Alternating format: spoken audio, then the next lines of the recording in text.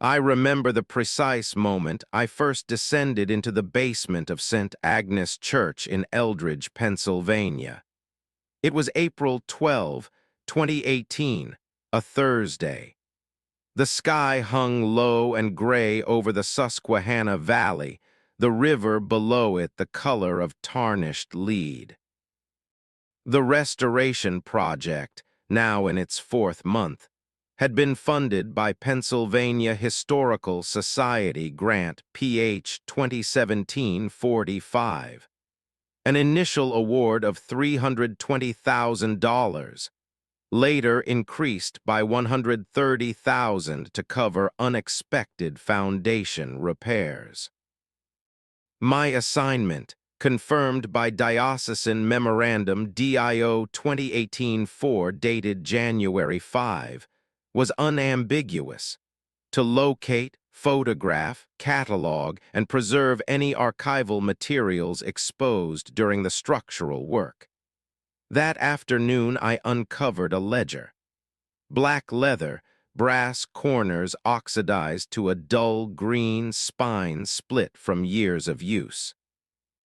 The pages, thick rag paper, edges frayed, bore entries in a meticulous clerical hand. The ink faded to sepia, yet still legible under the temporary LED lights. The record, dated June 15, 1952, described a rite of absolution administered to Eleanor Hayes, 34 years old, married, mother of 3 children whose baptisms appeared in the parish registers between 1945 and 1950. She had confessed persistent doubt in the authority of the Church's magisterium. The recommended action was extended reflection under pastoral supervision, signed by Father Harlan, pastor from 1946 to 1968. No subsequent notation of absolution appeared, no marginal cross, no closing entry. Eleanor Hayes vanished from the parish rolls thereafter.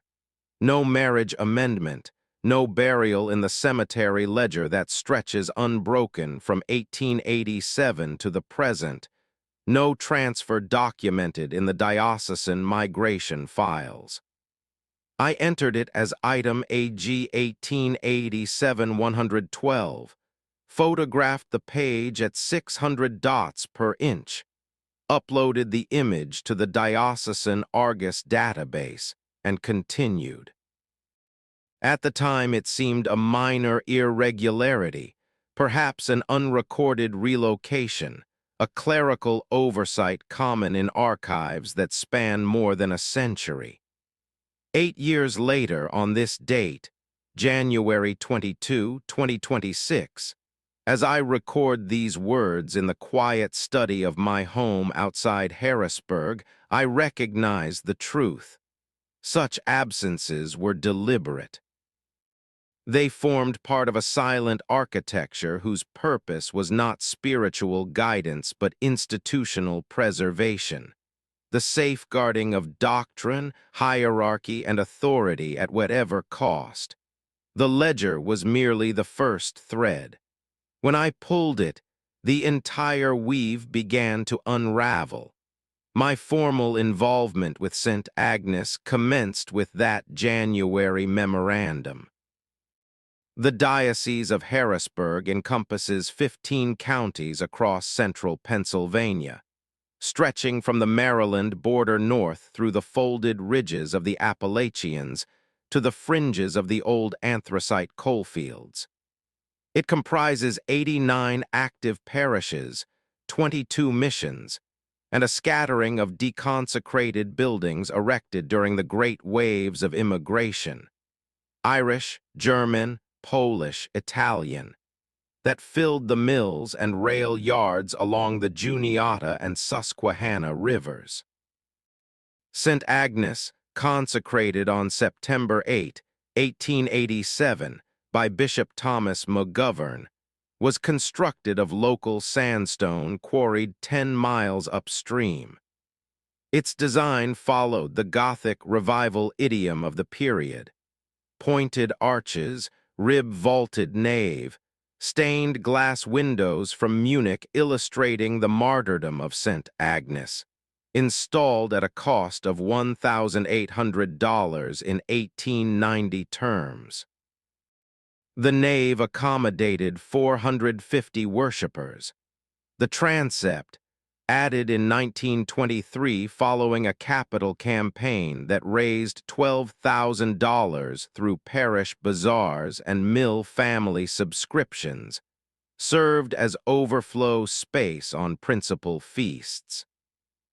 The basement comprised 3 distinct areas: a main storage room of 800 square feet lined with oak shelving installed in 1938, a boiler room of 200 square feet, converted from coal to oil in 1955, then to natural gas in 1985, and a sealed annex of 200 square feet, closed since 1972 after recurrent flooding traced to a high groundwater table linked to river springs, as noted in the maintenance logs of that year.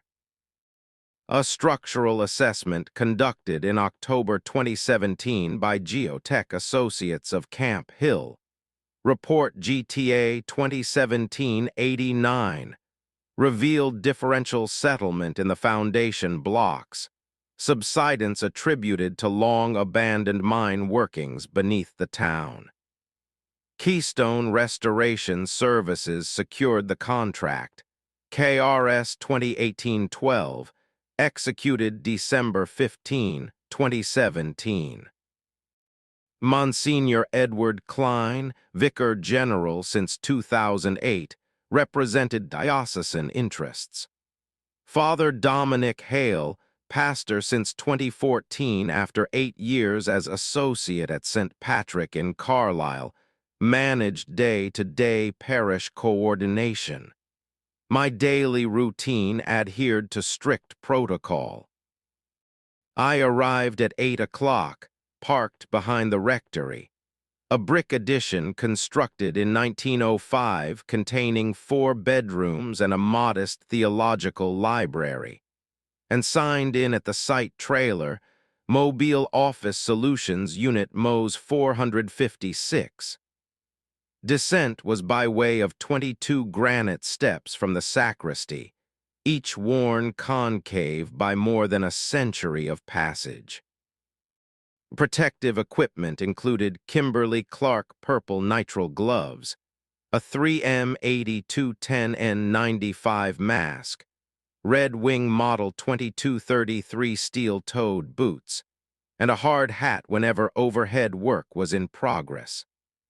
Illumination came from Philips 4000K LED shop lights strung along extension cords powered by a Honda EU 2200i generator positioned outside. Its noise held to 55 decibels so as not to disturb the masses. Inventory followed the Diocesan Archival Manual, 2010 edition, Section 3.4. Items were removed singly, photographed in situ and after gentle dry brushing with a soft sable brush. Condition rated on Arch INV 2015 forms, scale 1 to 5, and assigned numbers in the AG 1887 series. Liturgical vestments from the 1920s rested in cedar chests, chasubles embroidered with gold thread by the Sisters of Charity in Philadelphia. Parish registers dating from 1890 recorded baptisms, marriages, and burials in meticulous detail. Digitization employed an Epson DS530 portable scanner connected to a Dell Latitude 7490 laptop. Asset tag DIO 2016-112. Producing TIFF files at 600 dots per inch with embedded Dublin Core metadata. Mornings were devoted to sorting and cleaning. Afternoons to scanning and database entry in the Argus system. Progress meetings convened every Friday at 10 o'clock in the rectory conference room, 15 by 20 feet, paneled in oak, installed in 1940. Attendees included project manager Thomas Riley, with 25 years of experience in historic preservation, Monsignor Klein, Father Hale, and on occasion Laura Benson of the Pennsylvania Historical Society. Agendas arrived by email 24 hours in advance via the diocesan Microsoft Exchange server and addressed timelines. Foundation grouting targeted for June completion. Budget lines: labor $200,000, materials $150,000, contingencies $100,000, and significant discoveries. On February 23, for example, discussion centered on a marble baptismal font fragment from 1912, 8 by 12 inches, shipped to the Society's Conservation Laboratory in Harrisburg under UPS tracking number 1Z45678901234567889. Parish life proceeded without disruption. Weekday masses at 8 in the morning drew an average of 50 attendees, at 5 in the evening 30. Confessions were heard Tuesdays and Thursdays from 6 until 7 o'clock in the reconciliation room, following the rite prescribed in canons 959 through 997 of the 1983 Code. Father Hale appeared in the basement most mornings around 11, often recounting local history. The 1937 flood that destroyed the original pews, necessitating a community fundraiser that collected $5,000. The diocese itself maintained rigorous structure, annual audits by the Finance Council under Bishop Ronald Gaynor, appointed in 2014, tribunal proceedings for matrimonial cases and dispensations. Authority descended in orderly progression, from the dicasteries of the Holy See through the bishop to the pastors, every decision documented, reviewed, and preserved. It was a system I had trusted implicitly. The first irregularities appeared almost imperceptibly. On May 3, 2018, in Annex Cabinet 4, Drawer B, a gray steelcase unit from the 1950s, I examined confession logs printed on Form CONF 1938, revised 1945. Each entry required the date, penitent's initials, sin category, assigned penance, and customarily, a small ink cross signifying absolution granted. Several lacked that mark. October 7, 1948. J.M. male, 42 years, doubt in ecclesiastical authority regarding papal infallibility. Penance listed as private counsel. Marginal notation in pencil. Refer Protocol 52. No cross. The digitized census rolls from Project DIO 2008-19 contained no further trace of JM after 1948. No marriage record, no burial, no transfer notation. On May 10, the 1955 volume yielded another. April 22, LP, female, 28, spreading rumors concerning clergy morality. Penance, extended reflection. Again, no resolution. By May 17, I had identified 12 such cases spanning the 1940s to the 1960s, concentrated in the years immediately following the war and during the early civil rights era. On May 25, I located a 1925 parish handbook, edition 3, 48 pages, printed by the Catholic Press in Philadelphia. Section 7.2 outlined rites of extended reflection for parishioners exhibiting persistent spiritual unrest, defined loosely as questioning of doctrine or clerical authority. The procedure called for seclusion in a reflection chamber located in the basement annex, durations of 24 to 72 hours, with basic amenities provided for contemplation. The architectural drawings of 1886, updated in 1950, showed no such chamber, only undifferentiated storage. At the weekly meeting that day, Monsignor Klein described the language as archaic, perhaps referring to a former boiler alcove repurposed for private prayer during the Prohibition years. When I requested the supporting 1932 memorandum he had cited, it was reported as misfiled in the Chancery archives.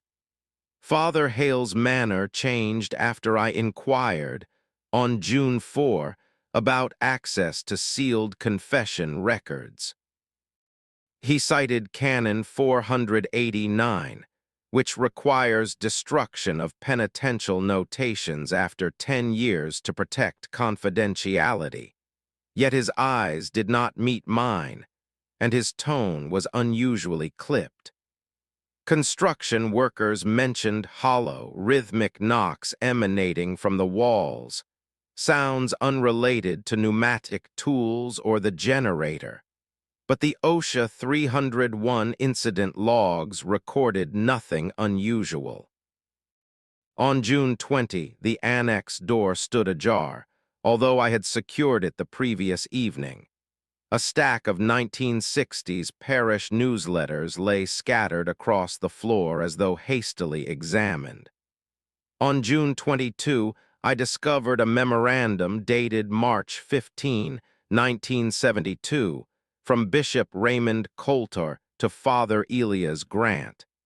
Implementation of Protocol 52 proceeding as directed.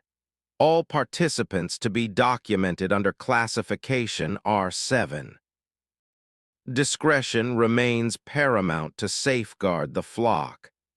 The term Protocol 52 appeared nowhere in the online diocesan index, which contained more than 50,000 entries dating to 1847. A Chancery inquiry returned a standard reply: obsolete, archived off-site. By the close of June, I had documented 18 parishioners who disappeared from the rolls following confessions of doubt, together with 7 separate handbook references to reflection chambers between 1925 and 1965. The archive, once a model of meticulous order, now revealed intentional lacunae. The turning point arrived on July 10, when I received the combination to the Mosler Class 6 safe in the annex, provided under Request Arch 2018-67, approved July 5. Inside lay 12 black cloth-bound journals kept by Father Harlan from 1946 to 1968. Amid routine entries concerning baptisms, funerals, and parish finances appeared detailed accounts of the rites. November 2, 1953, RK 45 years, subversion of doctrine through public questioning of clerical celibacy at a town meeting. Protocol 52 applied. 48 hours of isolation in the reflection chamber with intermittent pastoral counsel. Outcome: subject-compliant post-rite. Public records accessed online July 12 confirmed that Robert Klein had been committed to Harrisburg State Hospital on November 5, 1953. Commitment Order HS 1953-456. Diagnosis: acute paranoia. He was discharged in 1957 and left Eldridge shortly thereafter. 8 additional cases emerged between 1950 and 1960. June 8, 1957, MS, female, 31, doubt in the necessity of Marian devotion, 72 hours isolation, subsequent relocation to a convent in Philadelphia. No return recorded. I maintained a private spreadsheet, ANOM 2018, XLSX, that reached 25 entries by July 15. A profound moral conflict took shape. Section 4.2 of the Diocesan Code of Ethics obliged me to report historically significant discoveries to the Oversight Committee. Yet the accumulating evidence suggested that religious rituals had been employed to suppress dissent, with isolation periods intersecting psychiatric commitment procedures prevalent in the mid-20th century. On July 15, I telephoned Dr. Margaret Voss, a historian with the Pennsylvania Historical Society. Her voice remained steady across the line. Many dioceses during the Cold War framed internal discipline in therapeutic terms, she observed, referencing a 1985 study published by the American Catholic Historical Association on pastoral interventions amid anti-communist anxieties. She urged caution and thorough documentation before any formal disclosure. The dossier grew steadily. Discrete photocopies of journal pages made on the parish Xerox machine, hospital admission records obtained through Pennsylvania Right to Know requests RTK 2018-45 through 52. Each evening, in my rented apartment on Maple Street in Eldridge, I reviewed the materials. Sleep became fitful. Tension headaches appeared in my personal log. The authority I had once found reassuring now stood revealed as an apparatus of control, echoed in the unvarying emphasis on obedience during confirmation ceremonies, in the confidential character of clerical counseling sessions. On July 20, I located a 1962 letter from Father Harlan to Bishop Coulter. 3 cases resolved this quarter without external incident. Continuation of Protocol 52 recommended to counter modernist influences. Attached classifications divided outcomes. R7 for internal resolution, R8 for medical referral. 3 R8 entries corresponded to state hospital commitments. The revelation occurred on August 3 during a private meeting with Monsignor Klein in the rectory office. A walnut desk from the 1890s stood between us. Shelves of canon law volumes lined the walls. I presented a binder containing 150 pages of copied documents and analysis. He read in silence for 30 minutes, then set the pages aside and removed his glasses. Protocol 52, he explained, had been instituted in 1947 by the Diocesan Council under Bishop Francis Brennan. It authorized therapeutic rites for parishioners judged at risk of spiritual defection during the early Cold War, when fears of atheistic infiltration were acute. The process entailed guided isolation in the designated annex chamber, decommissioned in 1970 following Vatican II reforms, combined with directed counseling intended to restore faith and obedience. In cases of persistent non-compliance, referrals were arranged to cooperating medical institutions, presented as acts of pastoral mercy. More than 40 such rites were documented between 1948 and 1968. Outcomes included monitored reaffirmation, relocation to other dioceses, institutional treatment, or in 3 instances, unexplained voluntary withdrawal from the community, with no corresponding death certificates filed in county records. "The Church has always safeguarded its flock," he stated evenly, invoking Canon 1752, the salvation of souls as the supreme law. Comparable procedures, he noted, had existed in other American dioceses, as referenced in a restricted 1975 Vatican report on pastoral practices in the United States. The explanation was delivered without embellishment or remorse, merely as historical necessity. I elected discretion. The dossier was reclassified under Restricted Access Code R7 as Item AG 1887-999 and returned to the archives on August 5. The restoration concluded on September 15, 2018, with a rededication ceremony presided over by Bishop Gaynor before 200 parishioners. His homily spoke of the enduring strength of faith communities across generations. I remained in diocesan service until March 2020, when I submitted resignation RES 2012, citing personal reasons, and transitioned to independent archival consulting. The knowledge, however, abides. When I attend Mass elsewhere, I hear certain phrases recur: "Safeguard the flock," the very words Monsignor Klein employed.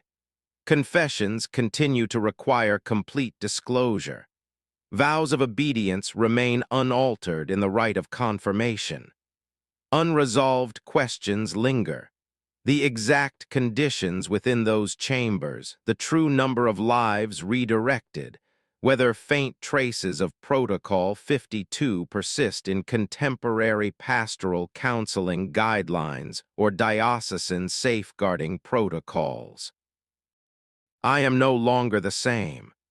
Authority, once a source of stability, now appears as a carefully maintained veil concealing the price exacted for conformity.